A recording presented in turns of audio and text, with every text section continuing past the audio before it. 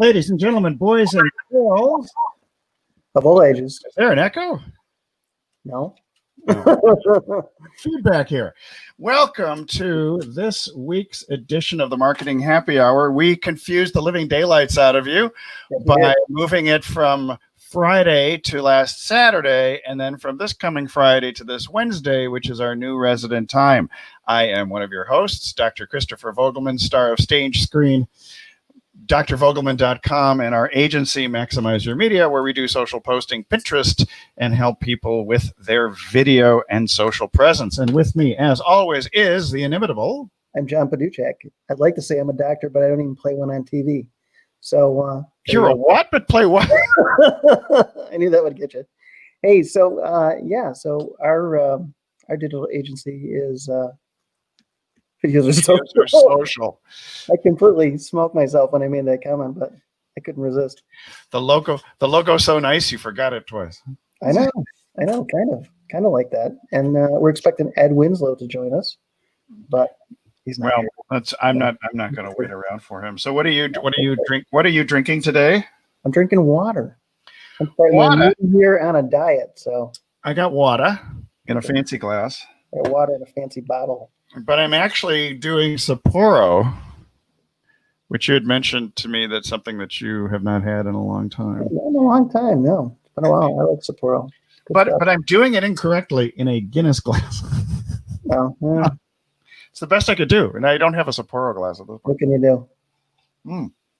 So before we get into things today, we're going to talk about, the people whom you hang around with are the most important people, and take your top 5, and it'll show you that you don't want to be the smartest person in the room. You want to learn from people around you, et cetera, et cetera, et cetera. You do indeed. Yeah. So before we get into that, I want to get a little bit into identification and tribalism, both the good and the bad. Because we always talk about finding your audience, finding your tribe. I mean, even Stu McLaren has the program called Tribe. Mm-hmm. And it's finding people supposedly with whom you agree, or at least you have a certain degree of resonance with them, and then making it sort of an us versus them type of dynamic. Hadn't that been the case? Did you find out like the RVers versus the non-RVers? Yes. Like campers. What about campers versus RVers? Do they fight? Not so much, but over spaces? No. It's a definitely different group of people. Yeah. Definitely a different group of people. Yeah. In fact, all of these groups, have a great deal of camaraderie, and people that are new to RVing, they're very people who've been in it a while are very kind to them and help them out with stuff and getting started, because it's not really a super easy thing to get off to sometimes. I know I had a lot of people help me out when I first got started, running all over the place. We pick up little tips from everybody. Mm-hmm. So it tends to be a fairly friendly, not terribly angry crowd. No, it's a great group. Not prone to RV violence. The V is not violence. No.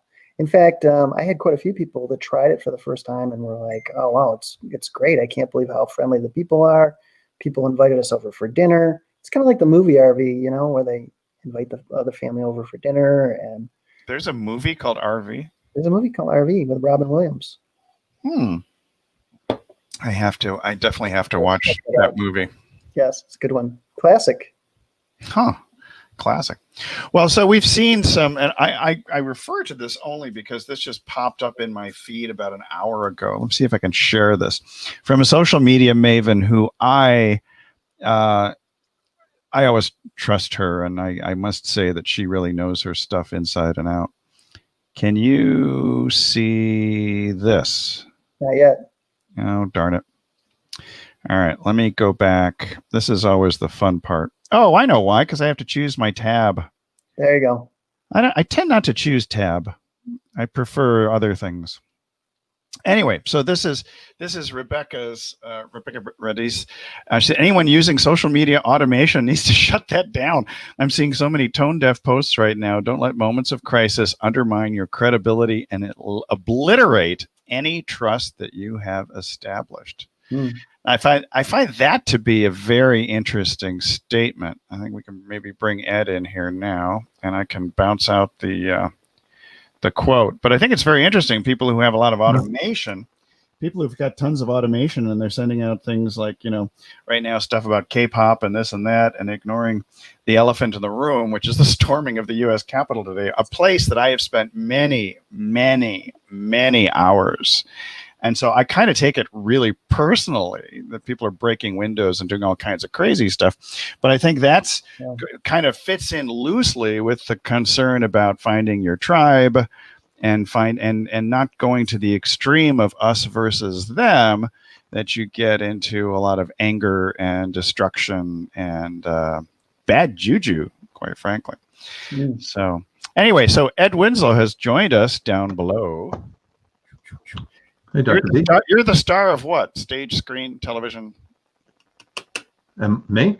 Yeah. All above. All above. All of the above. Okay. Yeah. All of the above. Yeah, I'm giving out virtual autographs anytime anybody wants them. Do you use a pad to write it out? Like a Wacom tablet? Just a stamp. Yeah. Just a stamp. I remember signature stamps. I had one at one point in my practice, and everybody was always afraid that my staff or somebody was going to come in and sign a bunch of checks, because those were in the good old days when we had mostly checks. That never happened, but I did get rid of the signature stamp because I thought it was a little too much. Nowadays, signatures are just done electronically, or you can even put in little PNGs or JPEGs. Get away with that on documents. So, but so this was my convoluted way of getting back into things, like in terms of identification and the people with whom we spend most of our time, as well as, and you see this in terms of identification as far as sports teams are concerned. Like, for example, I would never pretend to be a Patriots fan, much to John's consternation. And I'm the devout Buffalo Bills fan and proud to wear it even in my profile picture. But people who do have a certain degree of identification, that intense emotional connection, will suffer both the pain of that connection when things don't go their own way, as well as the pleasure when they have triumphed, or the person or team or individual who succeeded somehow elevates their emotional state. So, and when it comes to elevating emotional state, I think that would lead us perhaps into the subject of those 5 people. I don't even know if it's 5, but who always posits that it's the top, you're most influenced by the 5 people you spend the most time with. Why isn't it 7 or 3 or 1? I've heard that before. I think it's 5. I've always heard 5. I'm just not sure. But I think it's true with anybody. I think you could spend time with, the top 10 people or 20 people. They all have an effect on you, and what your thoughts are on different subjects and the different things that you talk about or connect on.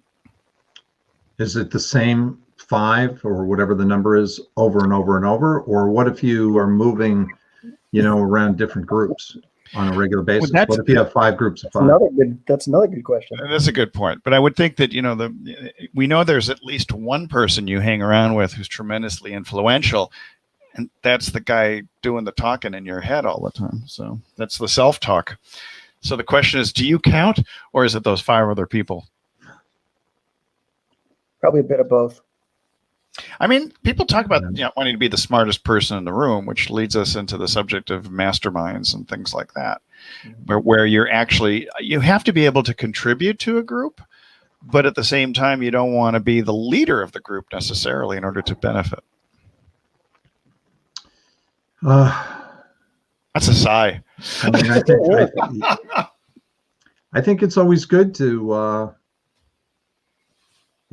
let other people, you don't want to run and dictate. No. Because you need to keep an open mind and listen to other perspectives. A lot of times, you're better off to just keep your mouth shut. Yeah, I've been in masterminds where somebody might dominate the conversation, and they're firmly believing that email is dead, only to find out that 5 other people in the mastermind were all email marketers. So that's an embarrassing moment. There's always one person who wants to dominate the conversation. Yeah. Yeah. That's why I'm going to be quiet for the rest of this broadcast. We'll just have a quiet. We'll just have a quiet mastermind. We can all just sit here and think. A meditative moment. A moment of silence for 30 minutes. Wouldn't that would be really interesting for a broadcast and experiment? How many people would stay to wonder what's happening next, and how many people would just disappear? I think you'd have to have a big enough audience to pull off a silent broadcast. I don't know. I'm used to doing a silent broadcast with my friend Ken. Oh, that's right, because he's the meditator. He does meditation, and of course, that's predominantly a silent broadcast for, I want to say, sometimes half an hour or more. Mm-hmm. It's part of that program. It's totally acceptable in that venue. So what makes a good group, a Facebook group or a mastermind or something like that? I mean, what are the characteristics that you look for and the types of people who are in there? I guess it depends upon what your interests are. You know, I'm in this new group. Just got started with it's Brian Kurtz runs a group called Titans Accelerator. He's the one that has the rights to breakthrough advertising. Yeah. Gene Schwartz. Okay. Yeah. And, you know, that group has about 250 people in the group. Very diverse, very, very diverse. You know, you've got some local marketers, you know, you've got some, all kinds of different, everybody's into some aspect of marketing. Like there's somebody who does dental marketing just with pay-per-click for some, there was somebody else that had something interesting going on. Oh, I know what it was. There was a guy the other day who he is a school teacher, like a high school teacher, mm-hmm. and he coaches the track team. Oh. And he has a program on how to improve your running speed. Oh, it's pretty good. So it's a digital course or is it a monthly program? I don't know what he's doing. I didn't look into it, but you know, it's just, that's a different perspective. You know, that's like sort of like a Ryan Lee type of thing where, you know, somebody's in the health business. Right. You know, so you got a cross of, you know, and it's just getting going. Tomorrow it's going to kick off. But so far, you know, somebody in the group wanted to, said, hey, could we start like a breakthrough advertising room? And Brian Kurtz said, yeah, go for it.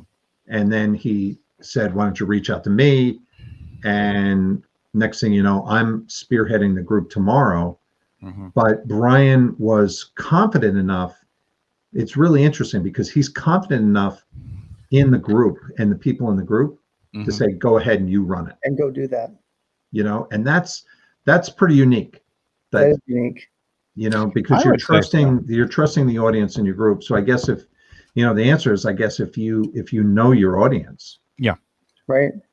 You can let everybody engage and you're just sort of like, you know, the producer of the show. Yeah. That takes a special person to be able to step back and just say, you go run with that. I must agree. Yeah. You have to, it reminds me of dealing with VAs too, which is that, you know, as long as they can produce 70-80% of the quality of the work, you let them just go at the project and do it on their own as opposed to micromanaging. So yeah, it's that level of trust. Yeah. Is this dead air? For a second. I was trying to see if a friend of mine would come on. He lives in Italy, and he was just sending me messages through Facebook Messenger. But I don't think he's interested. I don't think he's interested in coming on right now. But he's highly entertaining, and he's really very well versed in digital media. So, oh, cool! It's like midnight probably in Italy. Yeah, but he's up late almost all the time. But we have our friends who are late nighters. I do have plenty of late nighter friends. I got into the bad habit though of Christmas in the Mexican tradition, Spanish European tradition. They stay up, you know, to midnight and past midnight. And the problem is I have not gotten back on my normal, you know, 9 to 5 schedule, which is go to bed around 9 p.m. and wake up at 5 a.m. I'm not even at 10 to 6 at this point. So going back to our subject matter. Yeah. So we're talking about, so that's pretty special with Brian that he is able to do that. I think that's pretty cool. And that's pretty interesting. I know you were telling me how diversified the group is, which also I think says something. They're centered. Every group is kind of centered around something. And Ed and I were talking about this the other day, and it's such a variety of people, but they're all centered around that book and their interest in that. So do they all know that book, or are they just interested in the book, and have they previously studied it, or is this new stuff for them? I don't know yet. What happened, the way it started was this woman made the suggestion, could we start a mastermind? And Brian said, why don't you run it?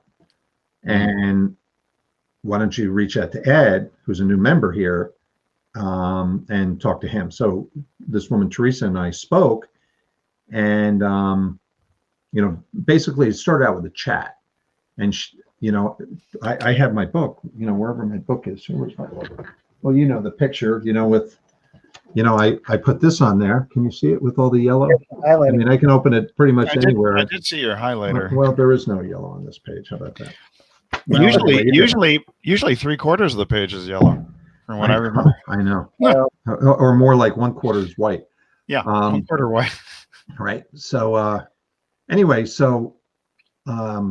Teresa said to me, she said, well, why don't you lead it? Because you obviously know more about it than me. Mm-hmm.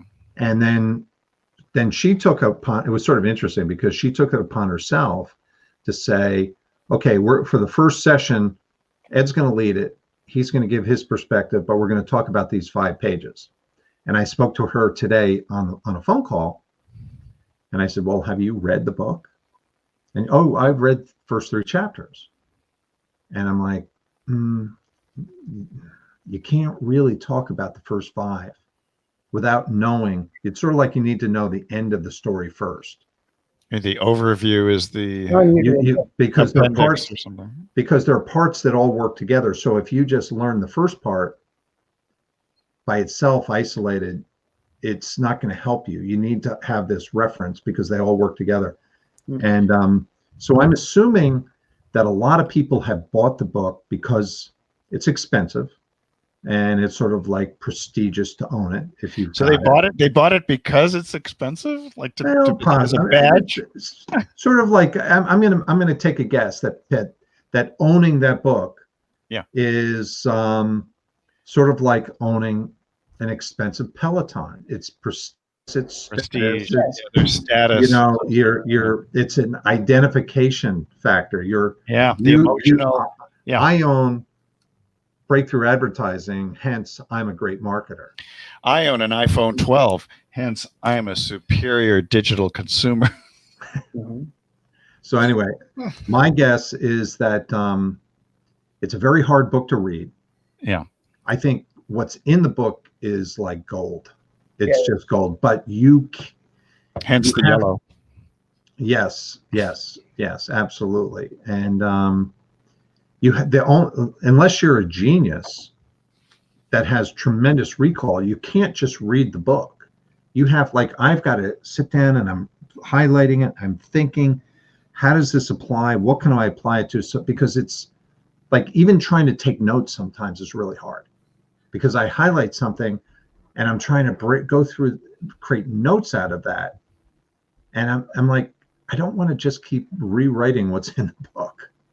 But you'll paraphrase, won't you? Or I'm trying to, but I can't always do it. Sometimes it takes me, sometimes it'll take me 20 minutes to figure out how am I going to rephrase this little paragraph. Mm-hmm. And so I'm assuming that most people haven't been through it to that extent. So we'll find out tomorrow. It's going to be interesting, and I'll report back. I'll let you know how, how this mastermind grows, because it's a very unified group. Is this a paid group or a free? It's a paid group. Yeah. Yeah. It's very unified around the book. So it'll be fun to watch.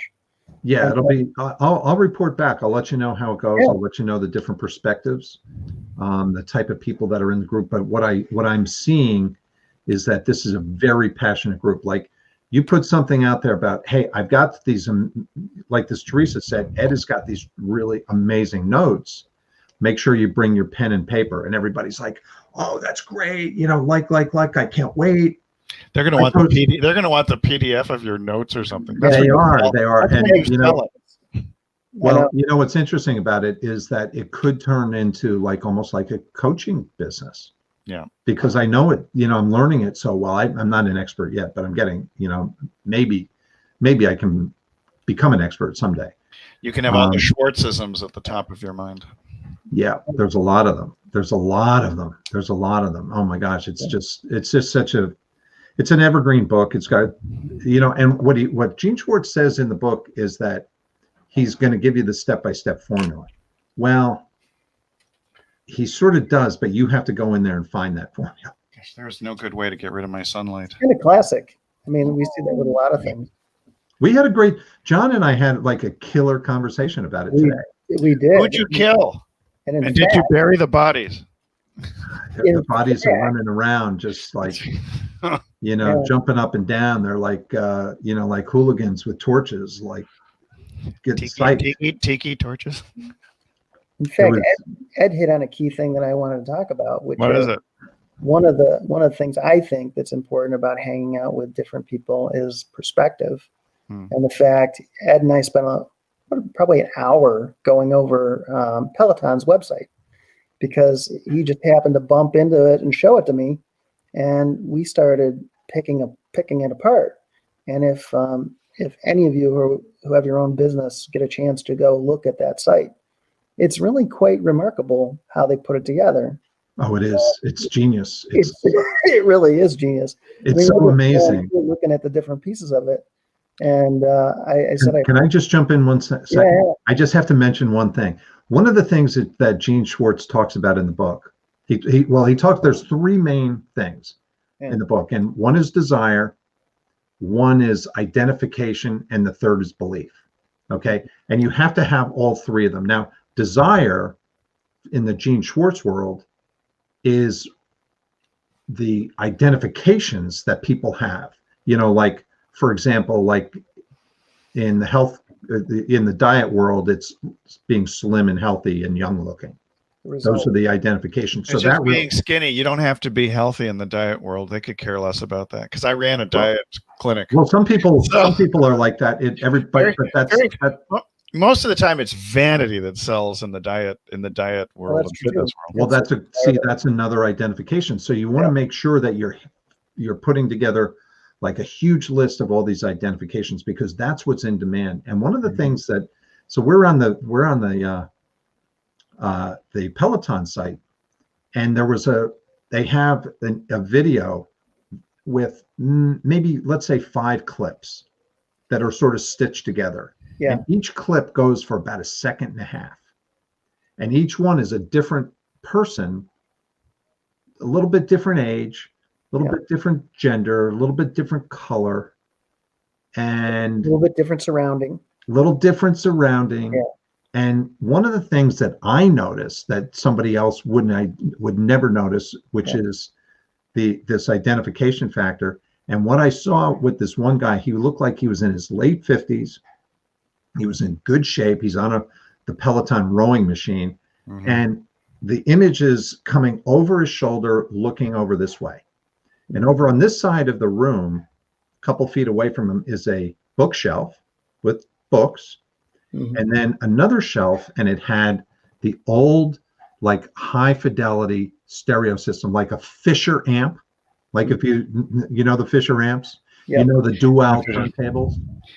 You know, I know Polk audio speakers. I had those. So. But you know what I'm saying. And so I saw that, it just caught my eye, and you know that was by design. It wasn't just happened to be there. That was a little something a throw out to the boomers. Yeah. So what I saw was I picked up on that, whereas somebody else would never see that. So it was an identification. So I saw that, and it's like, oh my gosh, that's like the old Fisher, stereo system from. I remember my father bought one of those when I was, a kid. He had the big, bought the big speakers, and he had the Fisher system. That caught my eye. Yeah. My parents had the Fisher one too, but it was in a console cabinet, including the speakers were built into the cabinet. Oh, really? So anyway, I just thought that was sort of cool, because that's what he was talking about in regards to identification. This is what John and I were talking about today. Yeah. I happened to notice the guy meditating, who seemed to be a little older, probably like our age. I didn't notice that. Yeah. See, I noticed that side of things. I just happened to go, oh, that's interesting. A little older guy. Not that I'm bored. Yeah. No, I gotcha. What are you looking for? I was trying to find something that's a strong identification. Oh. Anyway, I've got a lot of that stuff in there. I was really looking for my Buffalo Bills bumper sticker, so that could annoy you. Drop that in. Drop that into the line. Josh Allen is the saint. Saint Josh the first. At least Tom Brady's still doing well. So we'll see. I still like the banners that we used to see at the local, which is up in Pacific Beach, and it's Michigan State on Saturdays and the Buffalo Bills on Sundays. Those are the crowds that take over. And the favorite banner that I saw was Brady is a lady. So that was anyway, identification. So, but with this group, I'm curious about this mastermind. So this is a mastermind that is arising out of another group. It's like spontaneous generation, or like the Venus arising from the clamshells in Botticelli's painting. I don't know where this group came from. I don't know that much about it. You don't know where it came from. He just knows now he's I'm in. All I know is I'm in. The only thing now I'm in. All I know is that Brian Kurtz was he worked for Boardroom, which was like a subscription. I had a subscription to Boardroom. Yeah, that was a hugely successful company. Brian was he was like one of the key. He and Martin Edelson were the key guys, and Gene Schwartz did all their copywriting. So, really? So Brian had the opportunity to work with Gene Schwartz directly. There were always some really interesting articles in Boardroom. I remember that, getting that every month, getting a new edition. Yeah, it's an interesting story. It's an interesting story how Marty Edelson started it. He lived in Newark, New Jersey. He was commuting into the city, into New York, and he was on the train, and he saw the executives going in, reading, and they only had a short period of time to read financial reports and everything. So he came up with this idea to create these short pieces that people could read, like summaries.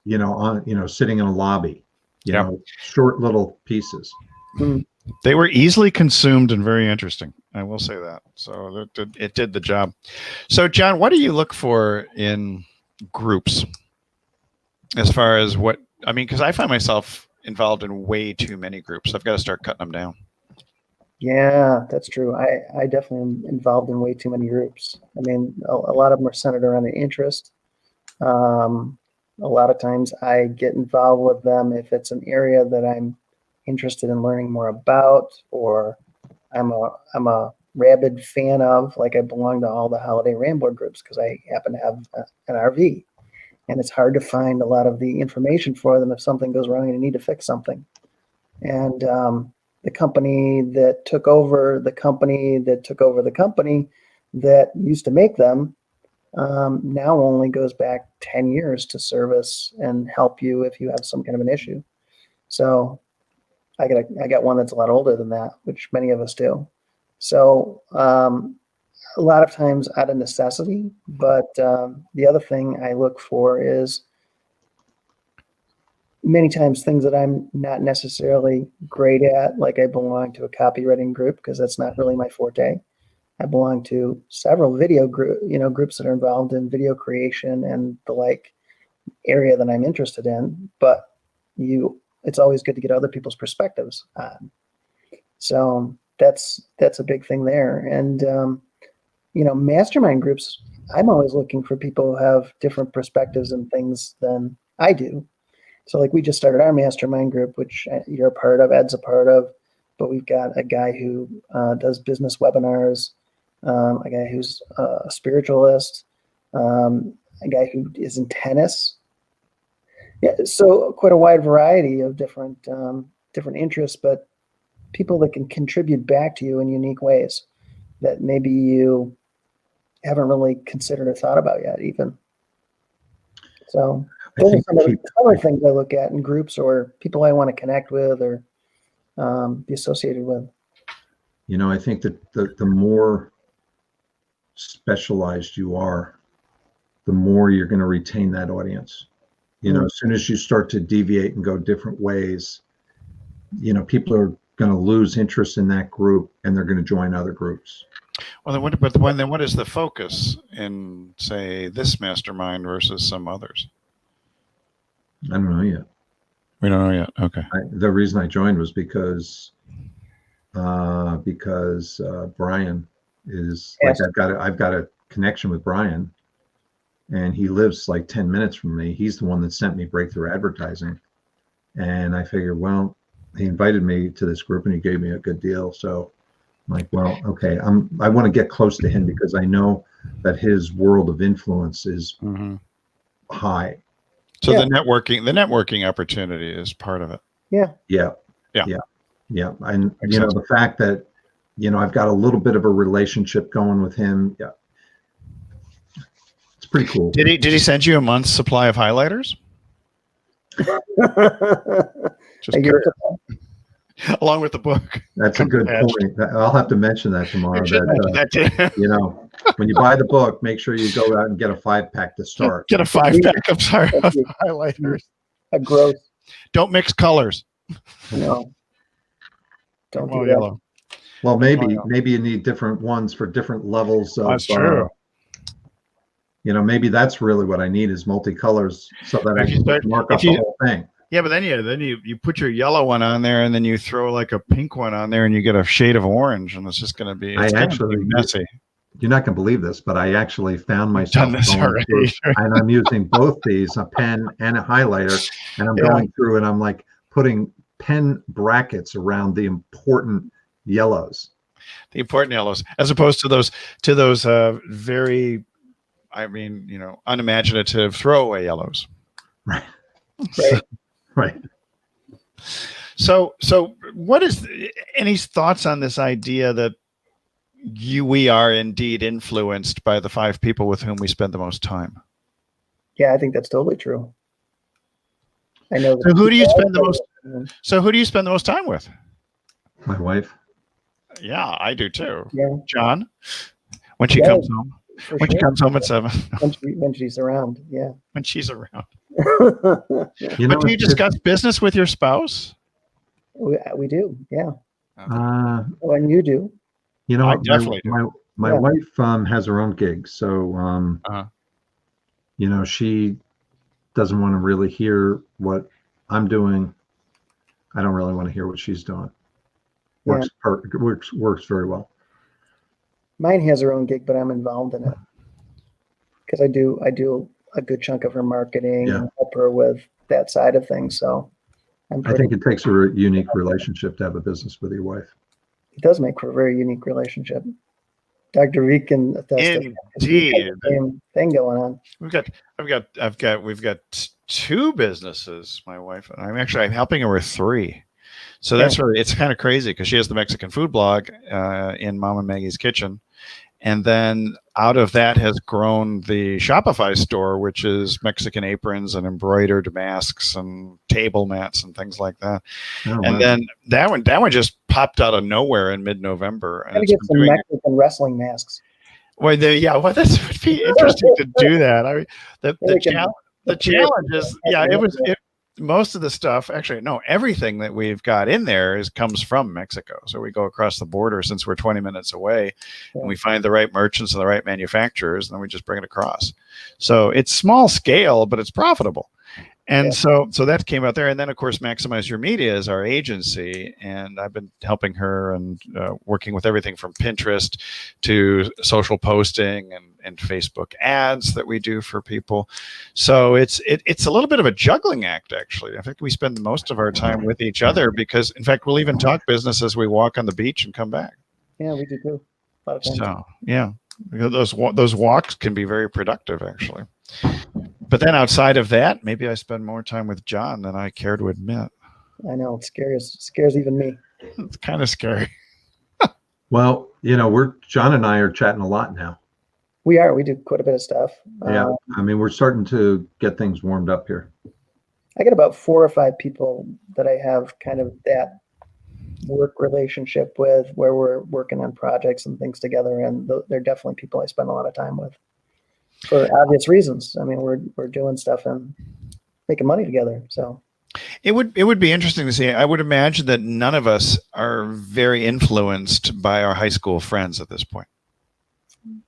No, I don't speak to any of my, who do I talk to these days? It's, I really, I don't communicate with any of my friends. My past friends. One time you and I were on a broadcast and one of my high school friends came on. If you remember I talk to my kids. Do they influence you? That's the question. Definitely. My oldest one, he's I find him very influential. He's 29.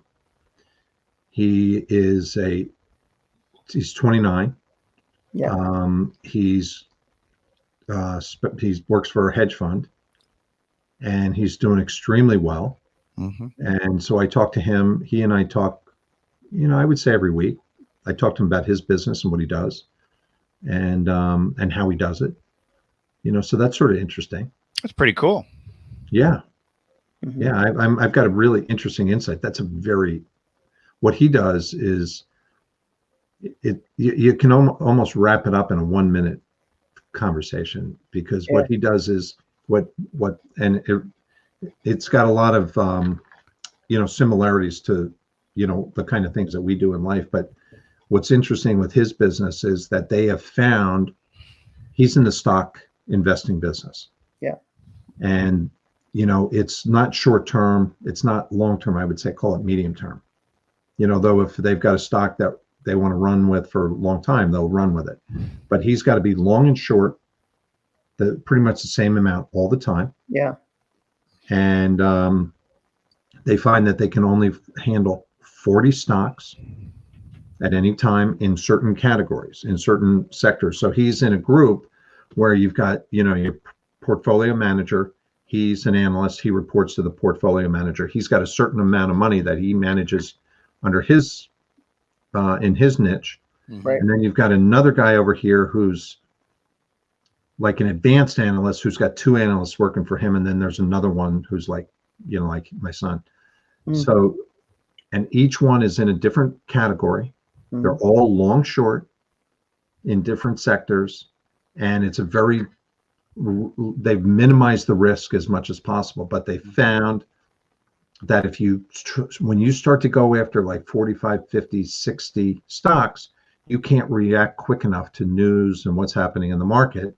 Right. And that, like, if you go down to like 30 stocks, it's a little bit on the light side. Yeah. It's so funny. It's so funny you say that, because my mom was quite a stock picker, and she had about 40 to 45 stocks at any given time. Yeah. Yeah. That's about what I do. It's about that many. Very interesting. Very interesting. Yeah. Because I think my son was telling me that in the first quarter of last year, he did extremely well. He was way, way up. And it was the first time he'd ever managed and made that much money. Because he's pretty young in the game. He's been doing it for 3 years. He was at Credit Suisse before as an analyst, and then he went over to the hedge fund side. And he said that what happened is that he made a lot of money in the first 3 months, and he said it sort of went to his head in a big way. And he started to think, well, I'm going to make X amount millions more, so I'm going to start to cover more stocks. Yeah, I call it immortality syndrome. Nothing can ever go wrong. I'll live forever just this way. Right. And so what happened was he started to lose money. Yeah. And he realized that it was because he couldn't react quick enough to the news to be on top of those stocks, and he started to make poor decisions. So then what he did was he went up, he went down, he dropped the amount of stocks back down, and then his profitability started to come back up because he was able to maneuver much quicker because he was more specialized on, that portfolio. And, that's a really, really good point because, I would say that the biggest mistake that I make is not staying focused enough on, right now, for the first time in a long time, I feel like I've got some good direction. The Facebook group Local Marketing Strategies it's a very clear message. Mm-hmm.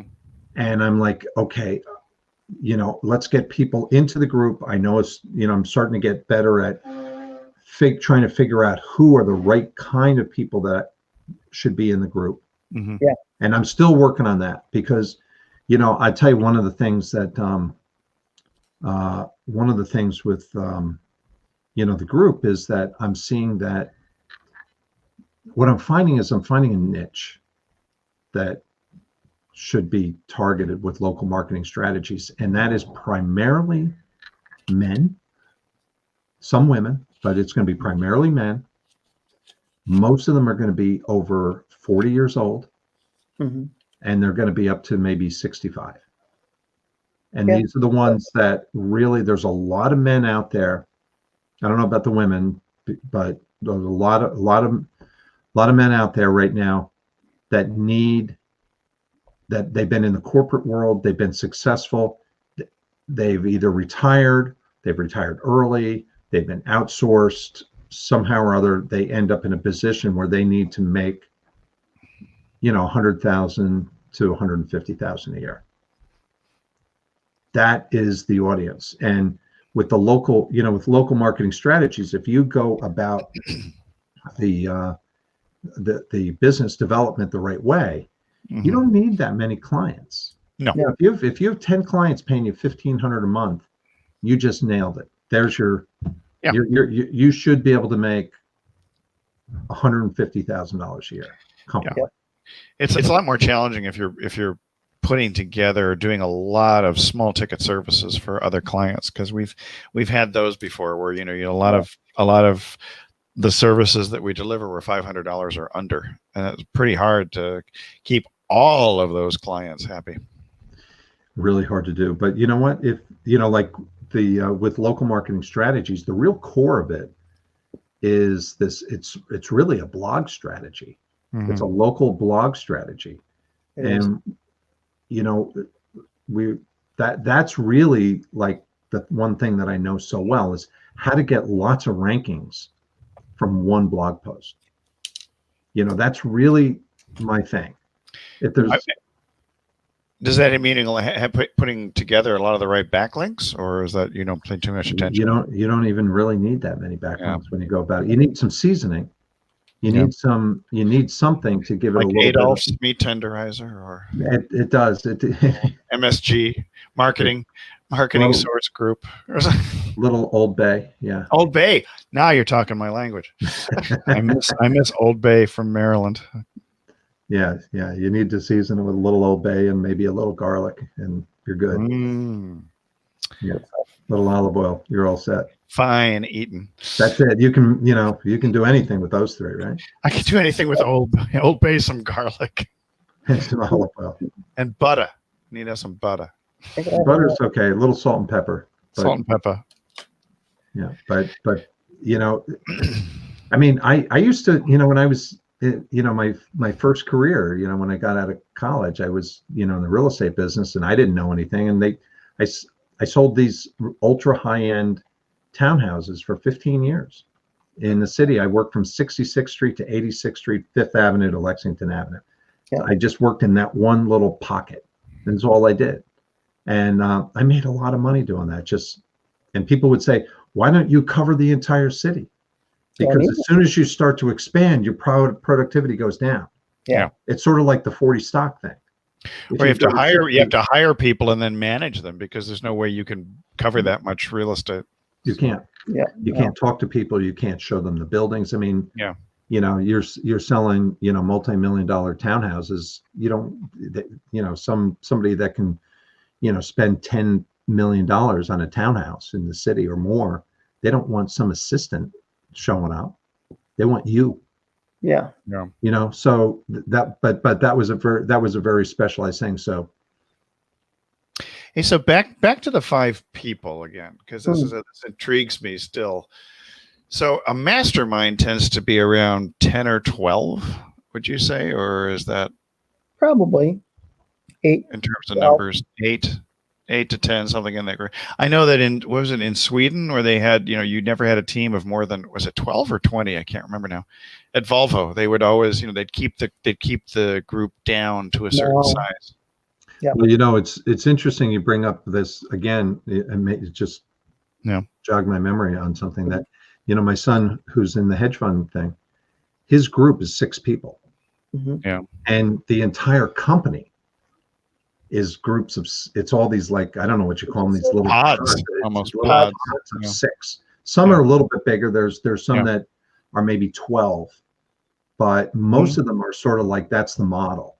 And they don't manage, like, each group doesn't manage like a crazy amount of money, like a real high amount of money to manage for that group of 6 would be $1 billion. Mm-hmm. But you don't need that. It's almost like you're better off to be half that. Yeah. But your group is 6. So I wonder if there's a reason why that magic number is 6. It might be the 1 plus the 5. I'm trying to remember the Volvo team group, the team concept. Something in my head, it's like 12, or maybe it's less than that. It's either 12 or 20, but there was a maximum at which point they found that productivity tanked, the emotional connection people had to the group and their performance also tanked. I'm going to look up that number at some point, because I thought it was fascinating to me that in Sweden they had done this research for so long and had such a long track record of producing cars that they kept those assembly lines and those groups down to a very minimal number. That is interesting. So, but I'm wondering if that also applies to masterminds and to this concept of the 5 people. I don't know. Where'd you come up with the idea to talk about the 5? The 5, well, John was mentioning it, and I had heard it several different times, and I've been discussing that with my wife periodically, because we have tried to upgrade the people whom we pay attention to the most. Mm-hmm. And some of those people are folks like, some or personal development people too, because if we're consuming their content on a regular basis, they become very influential also. Yes. And all of a sudden I find myself immersed in the world of e-commerce again after having divorced myself from it 2 years ago. I was like, now I have to learn this stuff all over again. But things have improved so greatly. I was just really shocked. And I don't know that I have that many direct person-to-person connections to even come up with 5 people. I mean, there's John, there's my wife, that's 2. Yeah. There's some of the personal development people whom I know and I respond to on a regular basis, but actually I'm corresponding with them both on Twitter as well as even on YouTube, making comments in YouTube, and I'm establishing a relationship just in the comments section. Yeah, I keep thinking about the people I connect with, and it's usually groups of 5 to 10 people. Yeah. So like there's a whole group of people I hang out with that's in more of the self-improvement industry. Right. It's about 5 to 10 people. There's a group in the kind of spiritual realm that's more right around that same size. A group of marketing folks that are, again, about the same size. Yeah. So it seems like over and over, it's kind of like 5 to 10 people, 5 to 10 people, 5 to 10 people in each kind of area that I'm involved in. Yeah, that makes sense. Yeah. It seems to make sense. I don't know why it's that way, but it just seems to wind up. Well, I'd like to know more about that, because really that comes down to, how do you manage a business? I mean, if you're a CEO of a company, how many people are you dealing with? Yeah, I think that's interesting. I mean, you probably have 5 people that you work with, and they have 5. Each one of those has 5 that they work with, and so on and so forth. I think that's why you're seeing more pod-sized companies too that are like 10 employees and under, because it's a manageable group with a lot of tight knitted. So I found the Volvo reference while you were talking about tight knitted teams, and it is 20. So somewhere in the back of my trivia brain, I held on to 20. Yeah. But the ideal, but then others at the Wharton School of Business are saying that 6 to 9 is ideal. So, but that's just Wharton. I don't pay too much attention to Wharton. So. Yeah. What did they do at the Harvard School of Business? That would be different. If it's HBS or so, then I would pay attention to them. Yeah. That's because they're the gods of business. Although Stanford would say otherwise. Well, not necessarily. Elon Musk he's not heard him say that he's not a big fan of the MBAs. Yeah, but our 13-year-old loves the NBA. So the NBA. Oh, I'm sorry. M versus N. I'm so easily confused. They call it the Wriggleman effect, which is kind of bizarre. It's about pulling the rope. Social loafing. People just hide in a group and they protect themselves from exerting individual effort. So they use the large group to hide and avoid responsibility. That's an interesting point. That's interesting. Yeah. So in a very large organization, I think you can avoid a degree of personal responsibility. You might just be a little paper pusher and not be exposed for your talents and your shortcomings. I've seen that in a lot of places. Could be. I know when I first moved to the area, I worked for a little startup company that I loved, and we were all so intimately involved with the printer. And then I went to the parent company. And it was a very different experience than rolling up my sleeves working in a small company. Very different experience because it was way bigger. So, you ever watch The Office? How many people do they have? Yeah. It's a lot of people. The Space. That's my favorite. Isn't it? Oh, is it called Office Space? Isn't that the one with? No, there's a movie. Well, Office Space is different. Yeah. It's hysterical. And it's like, we're going to need those TPS cover sheets. That's kind of the environment of some of the places I've worked for. So this Wharton article says optimal team numbers are not conclusive, but it tends to fall in between 5 to 12 range. So I'm wondering if that 5 number is the one that people just latched onto because it's smaller. But there's others who maintain that 5 to 9 actually is best. But the number 6 often comes up. I've just never heard the number 5 other than with internet marketers. I've heard people talk about the number 5 in quite a few instances. Or maybe a couple self-development or personal development. Well, if you do a search for the best size groups. Yeah, what'd you get? 3 to 4 at most. Holy cow. It's the optimal size, according to conventionalleadership.net. Oh, but they're so conventional. I would say. Plus they're .net. They couldn't get the .com. I'm suspicious if you can't get the .com. I think the first person I ever heard refer to this is Tom Hopkins. Yeah, that might be Tom Hopkins or Brian Tracy. I think were one probably Brian. Yeah, I think it is Brian Tracy in my head. But Tom Hopkins Harvard. Yeah, here's your Harvard. Income's directly affected by the top 5 people you hang out with. Yeah, I mean Wharton actually assigns their students, from what I recall, for like groups of 5 to 6 for studying purposes. But apparently they have some sort of selection process by which they make sure that there's enough variety in that group to benefit everyone. So, I think that was about all I found there. But yeah, Volvo topped out at 20. So I guess 20 people would be responsible for creating a single car. Makes sense. Yeah, I mean, but then again. Yeah, the 20 just seems like too much. I think Ford and GM too often worked in relatively small teams. That size small team. I think if you have 20, you need drinks, cocktails. Yeah, 20 would need cocktails because I can tell you it's very difficult to keep track of a conversation with 20 people. And somebody's got to bring pizza. Yeah. You could work 20 at a bar.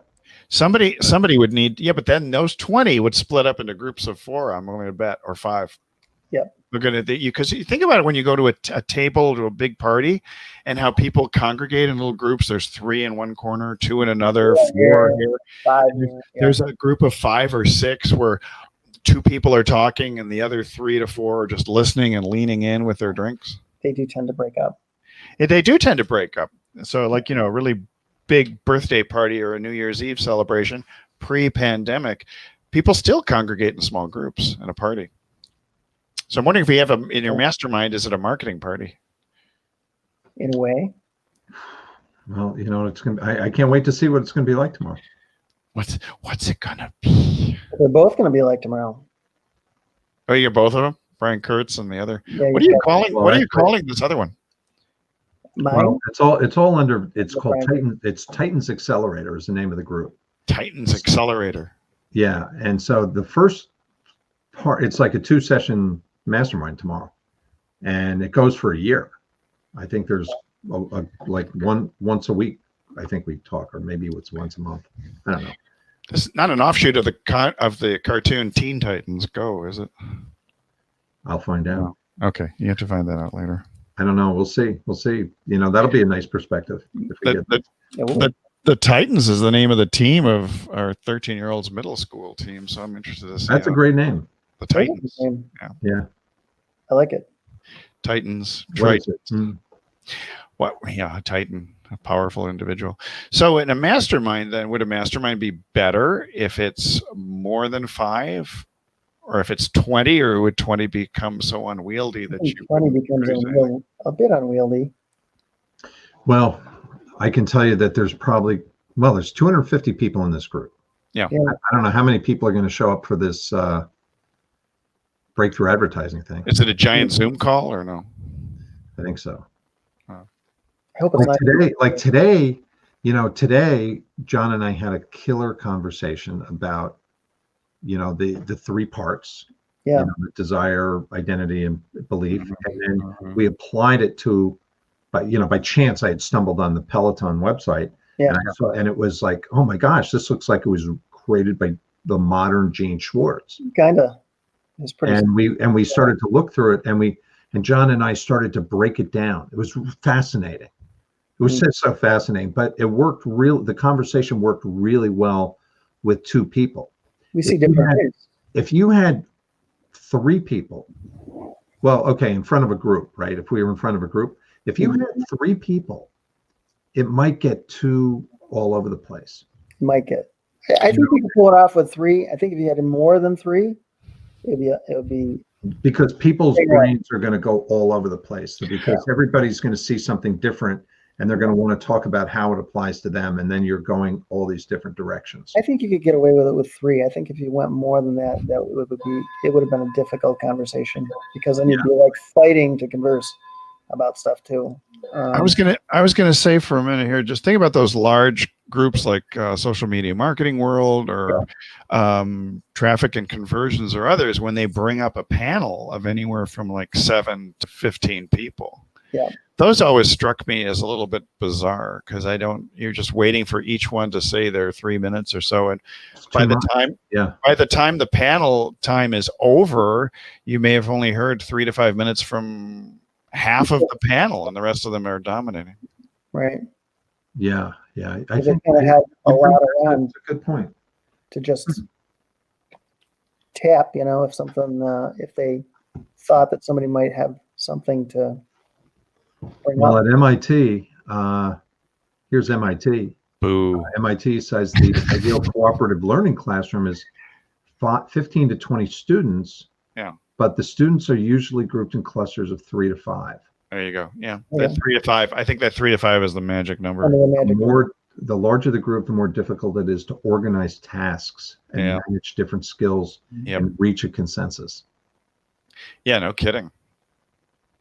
Try to get 320 million people to reach a consensus. It's hard.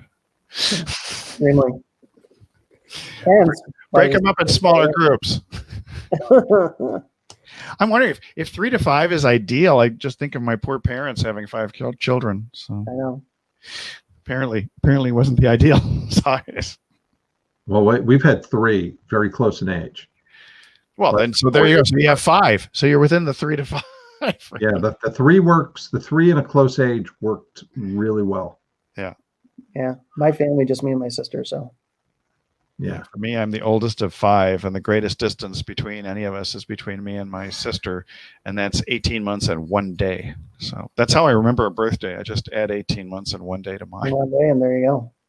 Or 6 months and 1 day to my birthday. That makes it relatively easy. It is relatively easy. There are a lot of people in my family born on the 26th or 27th, so pretty easy. My sister's 2 years and 11 months. 2 years, 11 months. Yeah, they say at 3. They say at 3 years, the next child is considered an oldest in terms of birth order, as far as the amount of attention that the parents will lavish on them. I always thought that was interesting. So if you had a family with 3 kids and they were all 3 years apart, it was like rearing 3 oldest as opposed to, middle child and youngest. And all of that. Yeah. I can see that. Birth order. So with that in mind, what else did you want to cover? We're actually at the top of the hour. Yeah, so. we're at the top of the hour. I think we pretty much covered everything that I was thinking Masterminds. about for the most part, and why that all fits together. Do masterminds or groups require that you bring in an expert? Because I've been a member of Mastermind with Rich Sheffrin, where he started his first day was just an hour-long discussion, and then we all got together. I think there were 10 of us or 11 of us, and we all would discuss different things we're working on, problems we were encountering, take suggestions from the group. But then at other times, we would bring in an expert like Mark Ford or Michael Masterson. We brought in Clayton Makepeace, a renowned copywriter, and having Jay Abraham there, for example, was very interesting, in part because I had this sense that the people who were the so-called experts were a lot more human when you met them face to face, and they weren't necessarily right 100% of the time, as their devotees might say. Because if you worshipped Jay Abraham and then you found that he was giving you bad advice or not listening to you completely, you walk away with kind of like, okay, so he's the guru, but I don't know if I like the guru. I mean, that was my feeling. So do you want to have experts coming into a mastermind, or do you just want to get the group together and work on a particular theme each week? I could see it going either way, but obviously if you have the ability to bring luminaries, yeah, why wouldn't you?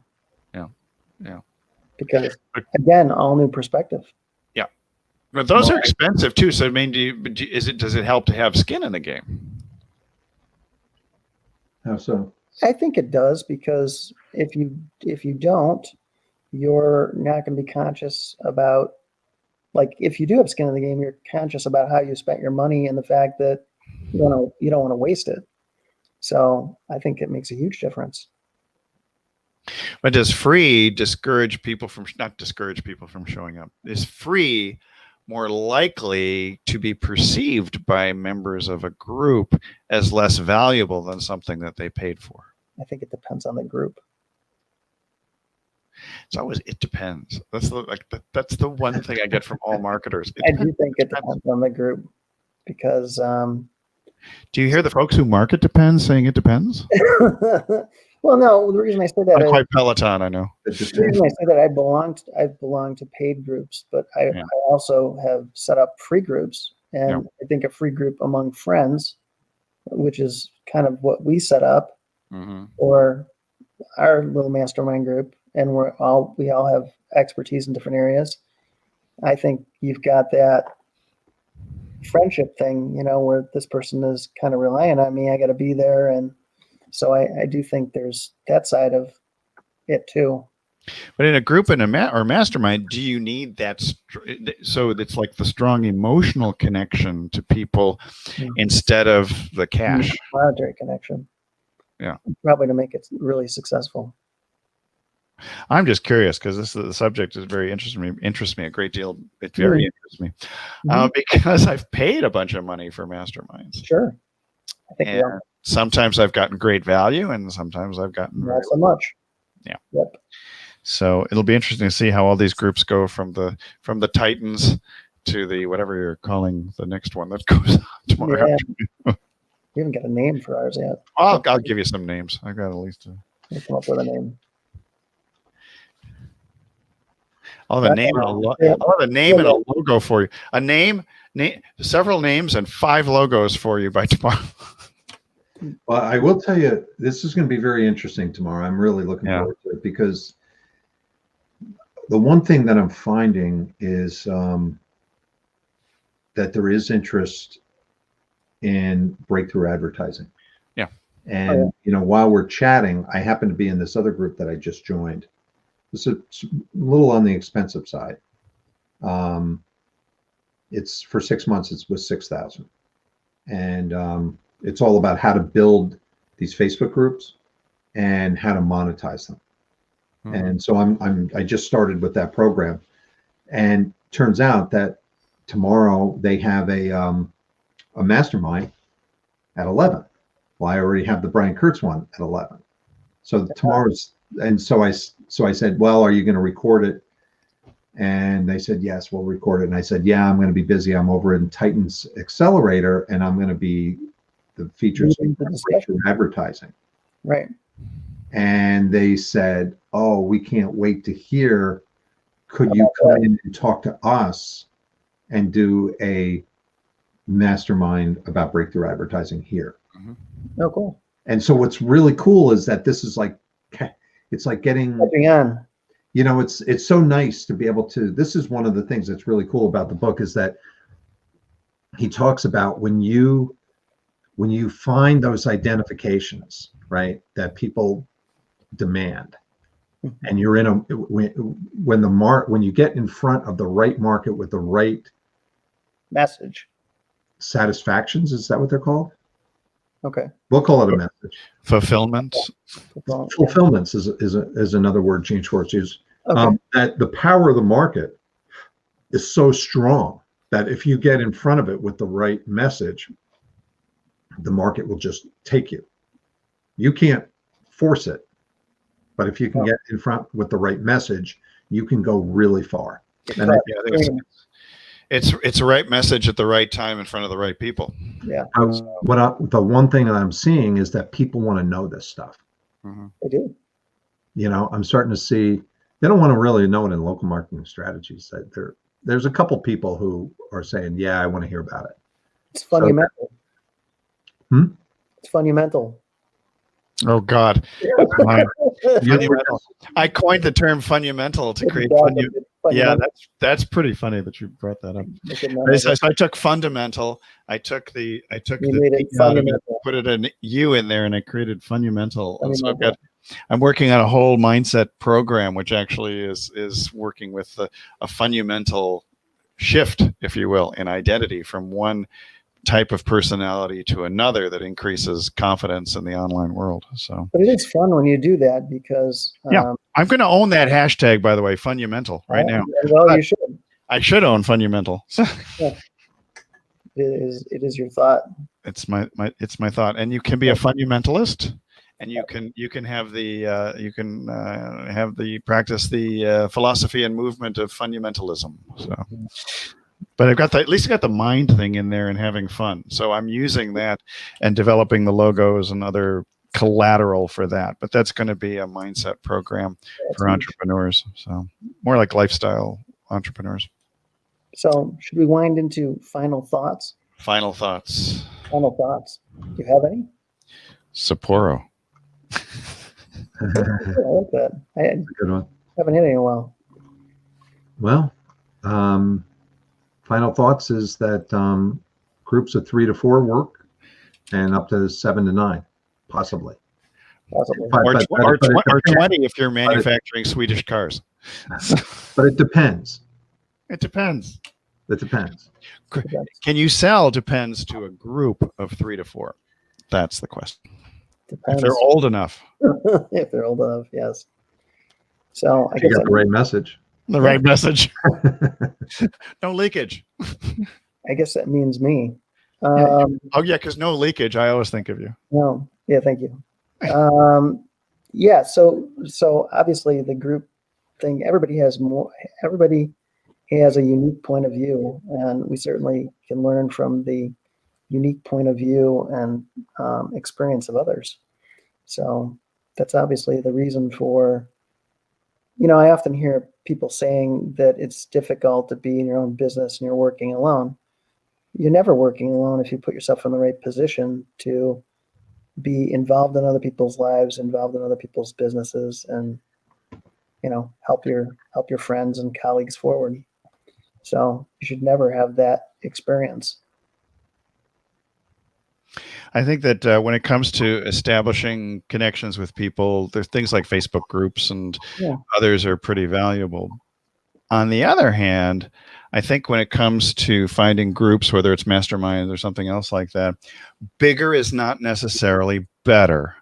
And size does matter. You want it to be smaller rather than larger. Yes. Indeed. I think we should look at group dynamics at some other time, because I think this whole subject about finding the right size group and how you communicate with people and connect with them is pretty significant in terms of the amount of success that you're going to see in your marketing. And I think establishing a degree of digital intimacy is very important so that people feel comfortable being vulnerable and expressing their true selves, and in doing so giving you tremendous insights on how you can help them more. I was going to say, I don't think it's so much the size that matters as it is the focus. But the focus of the group, but also the interaction. I look at some people that don't participate and they wonder why they don't get anything out of the group. I mean, you got to participate. I've seen that all the time. I became a desirable member of more than one group only because I would always comment and and make suggestions. Right. And so people kept trying to rope me into their groups all the time because they wanted some of that digital love. Everybody wants that. But it may not be the tightly focused group for you either. So. Well, and that's the thing, because I need to establish my own groups. But at the same time, it's funny when I'm prospecting and looking for people, commenting in groups has been very challenging for me because I've never found a group that I really, really resonated with, other than a couple of marketing groups and some self-improvement groups. I think Lindsay, our friend Lindsay Anderson's, her Launch Circle group does have that degree of resonance. But there's only like 148 people in that group, and people comment. It's probably like 12 or 10 or 15 max. Yeah. It's very interesting to see how group dynamics. I'll be interested to find out more about, Ed, your experience with monetizing Facebook groups, because that's always a very interesting subject as to how you can nurture your audience for sufficient time and with sufficient connection that they actually become buyers. By the way, who I'm working with is Dino Gomez, who's from San Diego. From San Diego. Where's San Diego? I didn't realize Dino was in San Diego. San Diego is across the bay. Oh, I know that place. Well, shout out to Dino Gomez. You're San Diego, right? Well, San Diego County. I'm San Diego County, but we live in the city of Coronado, which is located on an island. So isn't that where the Navy SEALs? I live on the island across from San Diego. He's on the island. I'm in the island, man. I actually went off the island today. I crossed the bridge to try and get an oil change, but does that make you like the Alcatraz of San Diego? It's the Alcatraz of San Diego. No. For this one, you could actually do the run or the jump, run, swim here and not die of hypothermia after you crossed. So that's the difference between Alcatraz and Coronado. Big difference. Yes, that's the big difference. That's the Navy SEAL training place, right? Yeah, we have a Navy SEALs just slightly south of us. Like we could walk over there, and then we have the amphibious group, which is also kind of associated loosely with the SEALs. And then we have the Naval Air Station, which has often interrupted our live broadcasts with cargo planes, fighter planes, and squadrons of helicopters. I can't hear him, but Doc hears him. I hear him. It's like as loud as could be when the cargo planes take off, because in the summer I keep the windows open here when we do our lives, and it becomes very distracting. I don't hear a thing. And you don't hear a thing. Well, that's fine, because I think it's because this microphone is unidirectional. I think so. It probably makes a big difference. But it does make a big difference. So anyway, all right. So I think we've beaten this dead horse of groups. But no, actually, you should never form a group with a bunch of dead horses, because they're not very responsive. I can tell you that. Yeah. All right. So this is our new time. We are Wednesdays at 3 p.m. Eastern, 6 p.m. Sorry, 3 p.m. Eastern, or 3 p.m. Pacific, 6 p.m. Eastern. 6 p.m. Eastern. Hawaiian. We have, which is also 3 p.m. Eastern now is it's 1 p.m. Hawaiian time since we're on standard now. Beautiful. I think. 3, because they never change from standard time, the Hawaiians. So it's 1 p.m. Because when we were at 5 p.m., it was noon Hawaiian. It was noon Hawaiian time. So, all you folks in Hawaii. We do have a couple people from Honolulu, which Aloha. is the only reason I've ever mentioned that. Aloha. Mahalo. Mahalo. Mahalo. Mahalo. Hang loose in Hawaii.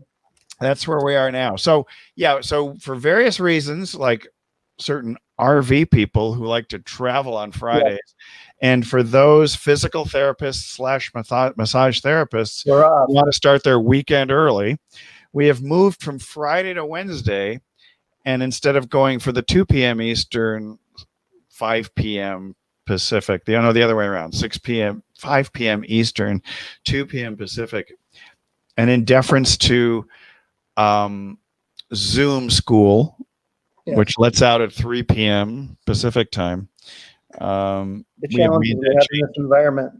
It's very challenging based on bandwidth and recreational activities. Yeah, so we're trying a new time. So comment, let us know how you like this time, or if you hate this time, recognize I will not always be drinking at 10 in the morning. So yes.